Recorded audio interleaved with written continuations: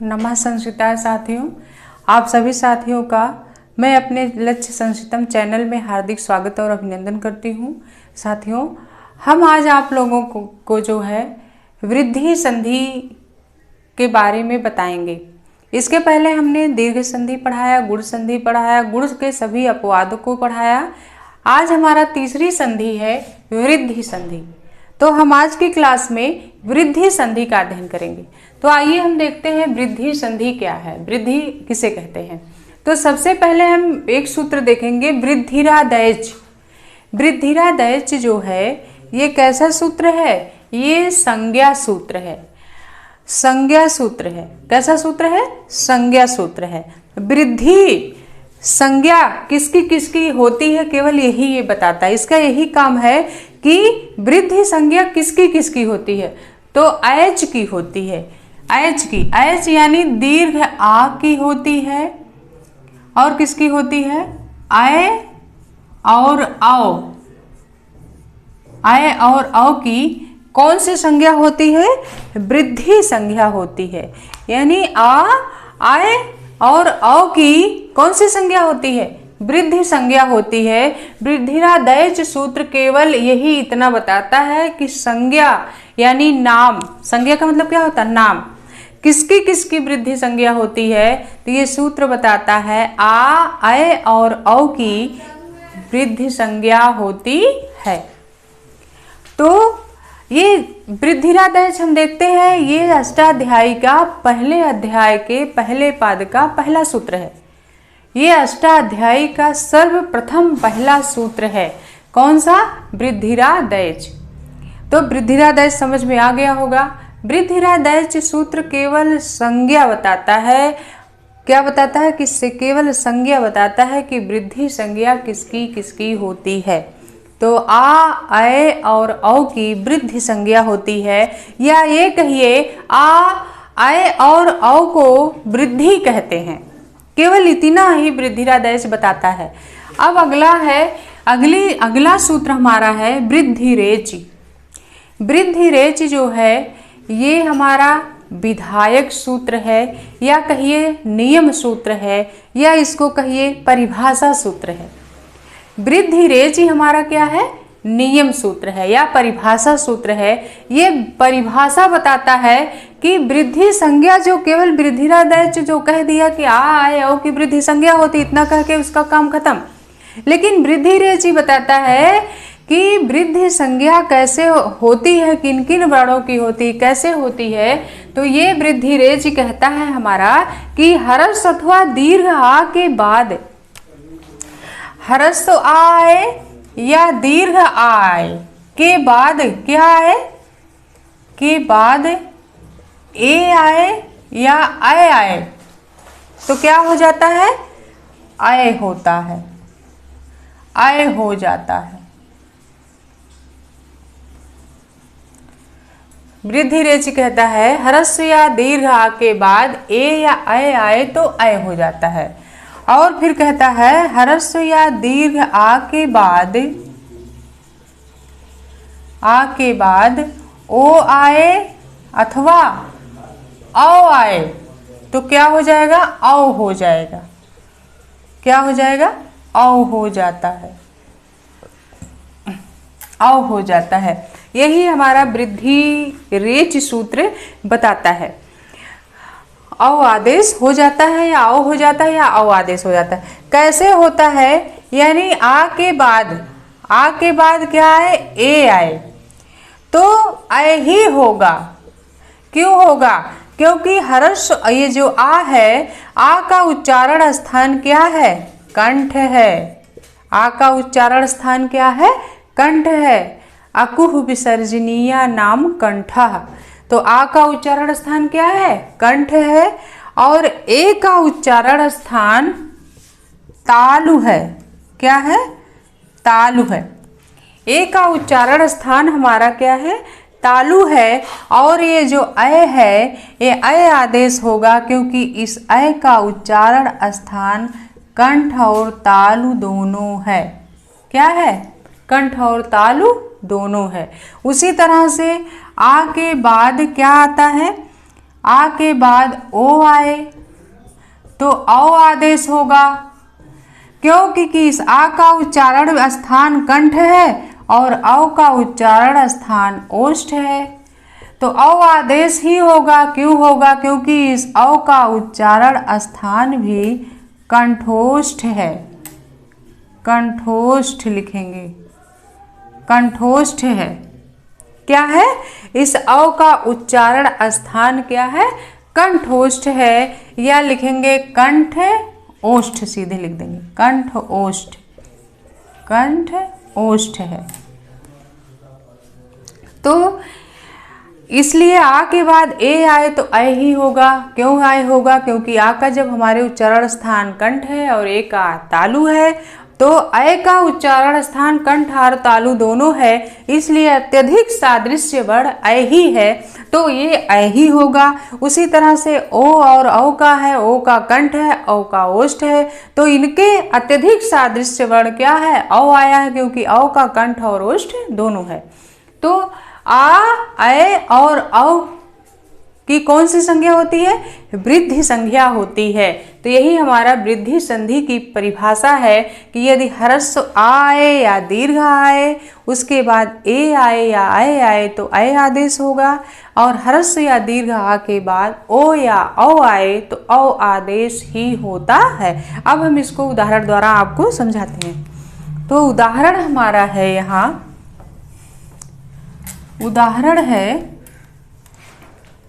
उदाहरण हमारा है वृद्धि संधि का उदाहरण है, उदाहरण है क्या है? कृष्णैकत्वम्, कृष्णैकत्वम् हमारा वृद्धि संधि का उदाहरण है।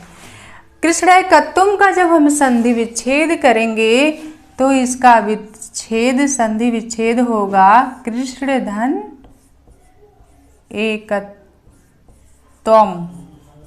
क्या हो जाएगा? इसका संधि विच्छेद होगा हमारा कृष्ण धन एकत्वम्। अब हम वृद्धि संधि का यहाँ नियम लगाएंगे। तो कृष्ण के ड़ा के जो ड़ा में क्या है? आकार है। कौन सा आ है? ह्रस्व आ है। उसके बाद एकत्वम् का क्या आया है? ए आया है। तो ह्रस्व आए या दीर्घ आए, उसके बाद ए आए या अय आए, तो वृद्धि संधि का जब हम नियम लगाएंगे तो क्या हो जाएगा? अय आदेश हो जाएगा। क्यों होगा? क्योंकि यहाँ ह्रस्व आ के बाद ए आया है, तो वृद्धि आदेश क्या हो जाएगा? अय होगा, क्योंकि आ का उच्चारण स्थान कंठ है, ए का तालु है, तो अय होगा, क्योंकि अय का उच्चारण स्थान कंठ और तालु दोनों है, अत्यधिक सादृश्य वर्ण अय ही है, इसलिए आ और ए के बाद वृद्धि आदेश अय ही होगा। तो अय जब हो जाएगा तो ये हमारा शब्द जो बना है, कृष्ण के ड़ा से आ निकल गया तो हलंत युक्त ड़ा हो गया। फिर आ और ए का स्थान पर क्या हो गया? अय आदेश हो गया है। फिर कत्वम् शब्द बचा है हमारा। फिर हम इन वर्णों को जोड़ेंगे तो कृष्ण अय जो है ड़ा पे आया तो अय हो गया, कृष्ण हो गया, और कत्वम् शब्द हमारा जुड़ गया, तो ये हमारा शब्द बन गया कृष्णैकत्वम्। क्या बना? कृष्णैकत्वम्। कृष्णैकत्वम् का अर्थ है कृष्ण की एकता। कृष्णैकत्वम् का अर्थ होता है कृष्ण की एकता, कृष्ण की एकता। तो कृष्णैकत्वम् में कौन सी संधि है? वृद्धि संधि है। इसका किस नियम से ये सिद्ध हो रहा कृष्णैकत्वम्? तो वृद्धि रेच सूत्र से ये कृष्णैकत्वम् की सिद्धि हुई है। किस सूत्र से सिद्धि हुई है कृष्णैकत्वम् की? कि वृद्धि रेच से सिद्धि हुई है, वृद्धिरा दैच से नहीं हुई है, वृद्धि रेच से कृष्णैकत्वम् की सिद्धि हुई है। इसी तरह से और भी उदाहरण है वृद्धि संधि में, हम और उदाहरणों को बता रहे हैं आपको। और उदाहरण कौन कौन से हैं? और है गंगैसः। दूसरा उदाहरण हमारा क्या है? गंगैसः है। दूसरा उदाहरण हमारा है क्या है? गंगैसः है, गंगैसः, गंगैसा है। तो गंगैसा का जब हम संधि विच्छेद करेंगे तो ये हो जाएगा गंगा, गंगा धन ऐसा होगा, गंगा धन क्या होगा? ऐसा होगा। अब गंगा में क्या है? आ है, कौन सा आ है? दीर्घ आ है। उसके बाद ऐसा का ए आया है। अब वृद्धि रेच का यहाँ उदाहरण जो नियम है वो लग रहा है, क्योंकि हर्ष या दीर्घ आ के बाद ए या आए तो अय होगा, तो यहाँ दीर्घ आ के बाद ए आया है, इसलिए कौन सा आदेश हो जाएगा? अय आदेश होगा। तो हमारा शब्द ये बनेगा गंग, क्या हो जाएगा? गंग अय धन सा। जब हम इन वर्णों को जोड़ देंगे तो ये हमारा वर्ण बनेगा गंग पे अय की मात्रा लग जाएगी और सा जुड़ जाएगा, तो बन गया क्या? गंगैसा। गंगैसा का अर्थ होता है गंगा, यह गंगैसा, यह गंगा, यह गंगा है। गंगैसा का हिंदी अर्थ होता है यह गंगा है। तो गंगैसा की हमारी सिद्धि हुई।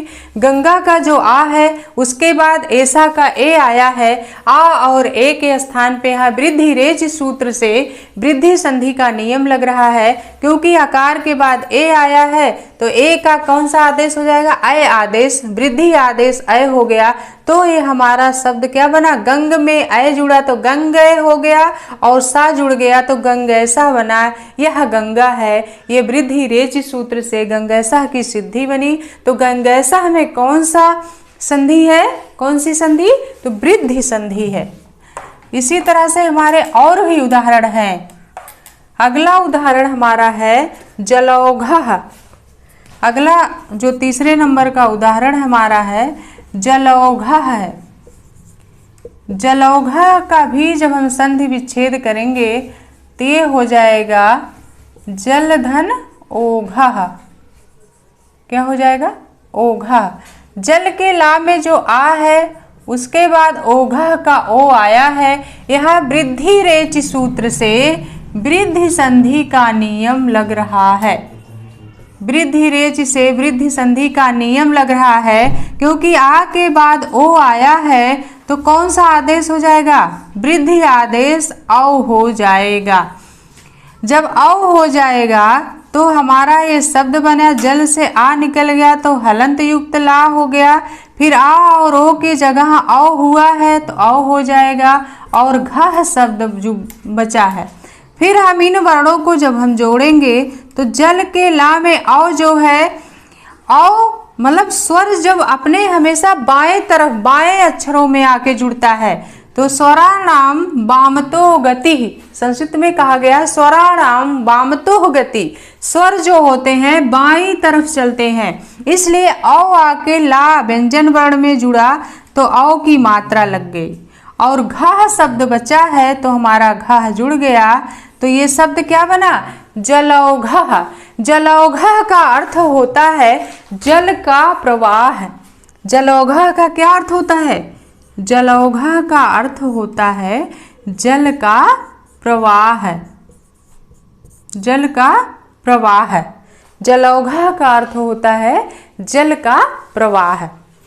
इसी तरह से अगला एक उदाहरण हमारा और है गंगौघः। जैसे जलौघः की सिद्धि हुई है वैसे सेम गंगौघः की भी सिद्धि होगी। गंगौघः की सिद्धि कैसे होगी? गंगौघः शब्द है, गंगौघः, गंगौघः, गंगौघः है। गंगौघः का जब हम संधि विच्छेद करेंगे तो ये हो जाएगा गंगा धन ओघः। गंगा धन ओघा हो जाएगा। गंगा में कौन सा आ है? दीर्घ आ है। उसके बाद क्या आया है? ओघा का ओ आया है। अब यहाँ वृद्धि रेच सूत्र से वृद्धि संधि का नियम लग रहा है। क्यों? क्योंकि यहाँ हरस या दीर्घ आ के बाद ओ आए तो क्या हो जाता है? औ आदेश, यहाँ दीर्घ आ आया है, उसके बाद ओघ का ओ आया है, क्योंकि आ का उच्चारण स्थान कंठ है, ओ का उच्चारण स्थान ओष्ठ है, तो अत्यधिक सादृश्य वर्ण इनका औ ही होगा। इसलिए आ और ओ के बाद वृद्धि रेच का जब नियम लगा तो वृद्धि आदेश औ हो गया। जब हमारा वृद्धि आदेश औ हो गया तो ये गंगा का आ और ओघ का ओ के स्थान पे, यानी इन दोनों वर्णों के स्थान पर औ आदेश हो गया है, तो ये हमारा शब्द बन गया गंग, हलंत युक्त गंग बन गया। उसके बाद औ हो गया है, फिर बचा है घ शब्द।